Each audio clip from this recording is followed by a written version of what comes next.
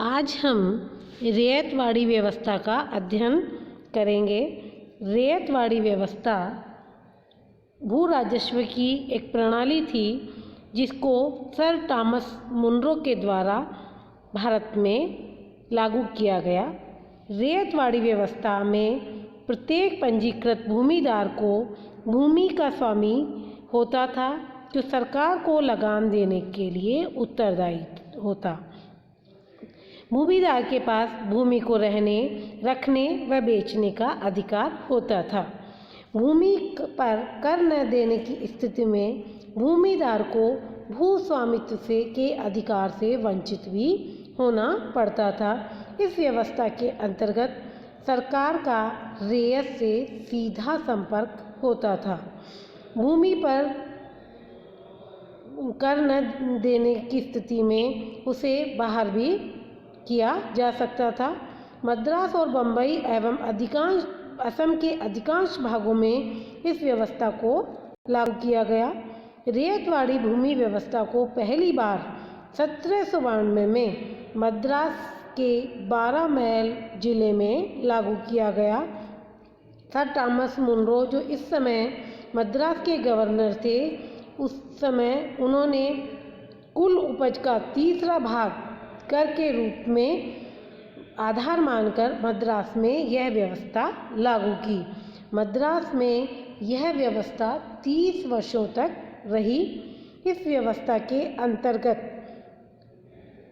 1855 में भूमि की पैमाइश तथा उर्वरा शक्ति के आधार पर कुल उपज का 30% भाग लगान के रूप में लिया जाना निर्धारित किया गया, परंतु 1864 में कंपनी सरकार ने भूमि का किराया 50% निश्चित कर दिया गया।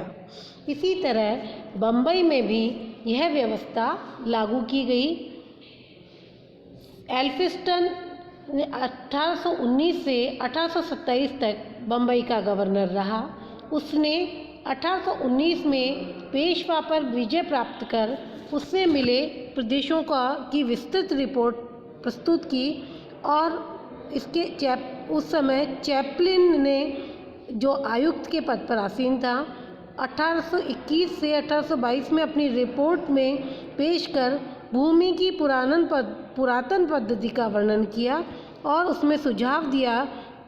प्रिंगल ने 1824 से 28 में भूमि की भलीभांति सर्वेक्षण कर राज्य का शुद्ध भाग 55% निर्धारित किया गया, लेकिन इन सब रिपोर्टों के आधार पर किसानों की उत्पीड़न निश्चित रूप से आवश्यक थी।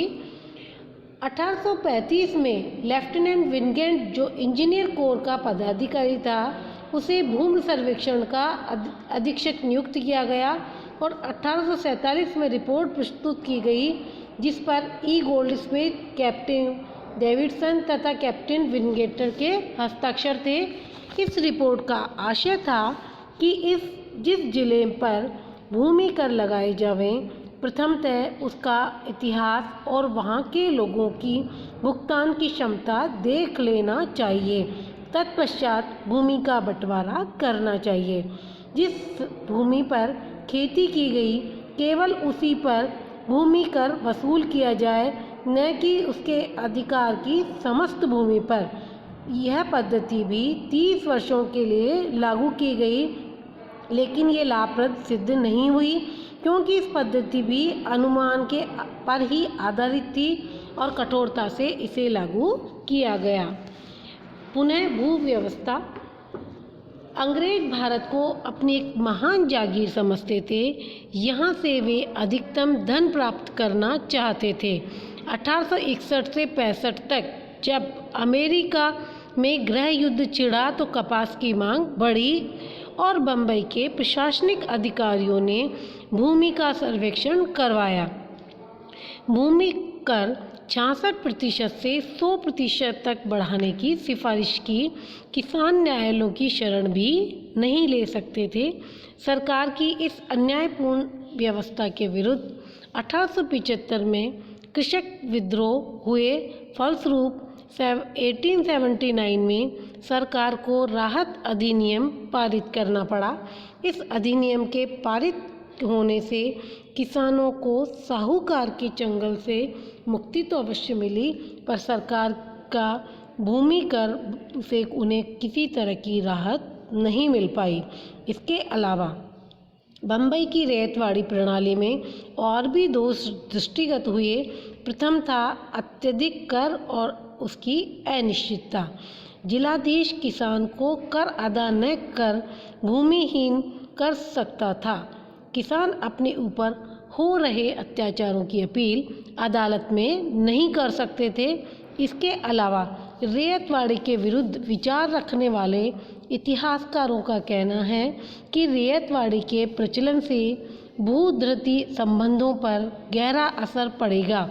दूसरे, इससे पुरातन ग्रामीण व्यवस्था विघटित हो जाएगी और उसके प्रचलन से यातायात के साधनों का विकास तो अवश्य हुआ, पर हथकरघा उद्योगों पर कुठाराघात भी हुआ और हथकरघों पर आघात होने से बेरोजगार व्यक्ति पुनः खेती की ओर लौटने लगे और उससे भूमि की कमी आने लगी और कृषि उत्पादन में गिरावट आने लगी।